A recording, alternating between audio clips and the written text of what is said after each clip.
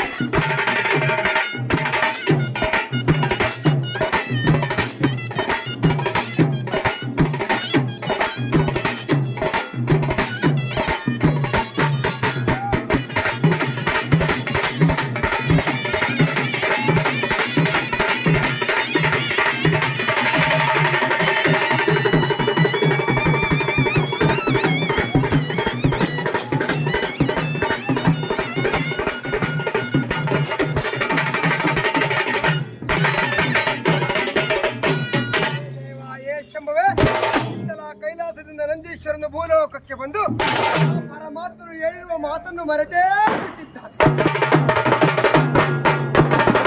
ನಾವು ಈ ಭೂಲೋಕದಲ್ಲಿ ಏನೆಂದು ಸಾರಲಿ, ಯಾವ ವಿಚಾರವನ್ನು ಸಾರಲಿ ಹೀಗೆಂದು ಮರೆತೇ ಹೋಗಿರುವುದೆಂದು ಮೌನವಾಗಿ ಯೋಚನೆಯನ್ನು ಮಾಡುತ್ತಾ ನಿಂತು ಬಿಟ್ಟಿದ್ದಾನೆ. ಪರಮಾತ್ಮನನ್ನು ಇಲ್ಲಿಗೆ ಬಂದು ನೋಡುವುದಿಲ್ಲ, ನಾನು ಸಾರುವುದನ್ನು ಕಿವಿಗೊಟ್ಟು ಕೇಳುವುದಿಲ್ಲ, ನನ್ನ ಇಚ್ಛೆ ಬಂದಂತೆ ಸಾರಿದರಾಯಿತು ಎಂದು ತಿಳಿದು ಇಚ್ಛೆ ಬಂದಂತೆ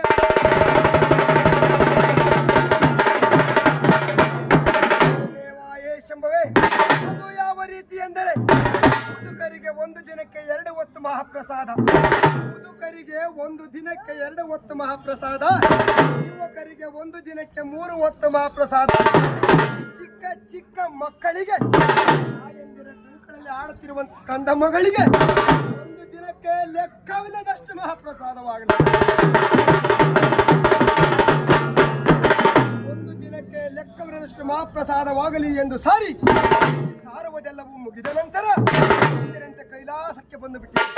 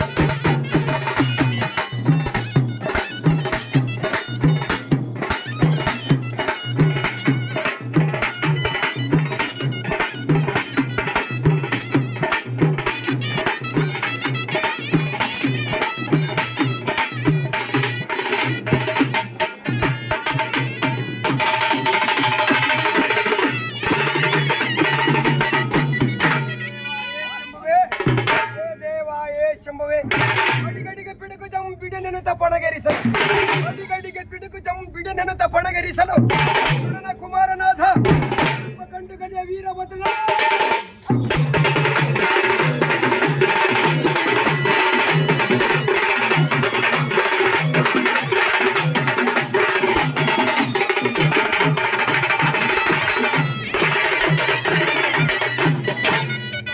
ನಂದೀಶ್ವರನು ಸಾರುವುದೆಲ್ಲವೂ ಮುಗಿದ ನಂತರ ಇಂದಿನಂತೆ ಕೈಲಾಸಕ್ಕೆ ಬಂದು ದ್ವಾರ ಬಾಗಿಲಲ್ಲಿ ಸುಖವಾಗಿ ನಿದ್ರೆಯನ್ನು ಮಾಡುತ್ತಿದ್ದಾರೆ.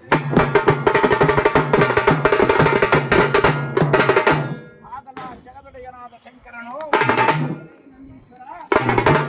ಸುಖವಾಗಿ ನಿದ್ರೆಯನ್ನು ಮಾಡೋದಕ್ಕೆ ಬಂದೆಯಲ್ಲ, ಹೇಳುತ್ತೇನೆ ಕೇಳು. ಸರಿಯಾದ ಗಮನವಿಟ್ಟು ಕೇಳದೆ ಭೂಲೋಕಕ್ಕೆ ಹೋಗಿ ತಪ್ಪಾಗಿ ಸಾರಿ ಬಂದಿದ್ದರಿಂದ ಯುವಕರಿಗೆ ಮಹಾಪ್ರಸಾದ, ಒಂದು ದಿನ ಒಂದು ಹೊತ್ತು ಮಹಾಪ್ರಸಾದ, ತಾಯಂದಿರ ಕಂಕಳಲ್ಲಿ ಆಡುವಂತಹ ಕಂದ ಮಗಳಿಗೆ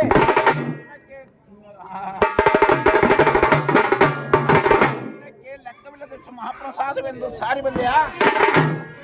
ತಪ್ಪಾಗಿ ನುಡಿದಿದ್ದರಿಂದ ಈಗಿಂದೀಗಲೇ ಭೂಲೋಕಕ್ಕೆ ಹೋಗಿ ಭೂಲೋಕದಲ್ಲಿ ರೈತರ ಮನೆಯಲ್ಲಿ ಉಸಿರಾಗಿ ಹೆಗಲಿಗೆ ಹೆಗಲು ಕೊಟ್ಟು ಎತ್ತಾಗಿ ದುಡಿದು ರೈತ ಸಚರಾಚರ ಜೀವರಾಶಿಗಳಿಗೆ ಅನ್ನವನ್ನು ಕೊಡುವಂತಹ ಬಸವನಾಗು ಎಂದು ಆಶೀರ್ವಾದವನ್ನು ಮಾಡಿದ್ದ. ಶಂಭವೇ, ಪರಮಾತ್ಮನಿಂದ ಶಾಪಗ್ರಸ್ತನಾದ ನಂದೀಶ್ವರನು ಕೈಲಾಸದಲ್ಲಿ ನಂದೀಶ್ವರನಾಗಿ ಪರಮಾತ್ಮನ ಶಾಪದಿಂದ ಬಂದು ರೈತನ ಮನೆಯಲ್ಲಿ ಎತ್ತಾಗಿ ಹುಟ್ಟಿದ್ದಾನೆ. ಪರಮಾತ್ಮನ ಶಾಪದಿಂದ ಭೂಲೋಕಕ್ಕೆ ಬಂದು ಒಬ್ಬ ರೈತನ ಮನೆಯಲ್ಲಿ ಎತ್ತಾಗಿ ಹುಟ್ಟಿದ್ದಾನೆ. ಒಬ್ಬ ರೈತನ ಮನೆಯಲ್ಲಿ ಎತ್ತಾಗಿ ಹುಟ್ಟಿ ಹಸಿರಾಗಿ 80 ಕೋಟಿ ಜೀವರಾಶಿಗಳಿಗೆ ಅನ್ನವನ್ನು ಕೊಡುವಂತ ಬಸವನಾಗಿದ್ದಾನೆ ಎಂಬನಿಗೆ ನಂದೀಶ್ವರನ ಕಥೆಗೆ ಮಂಗಳ.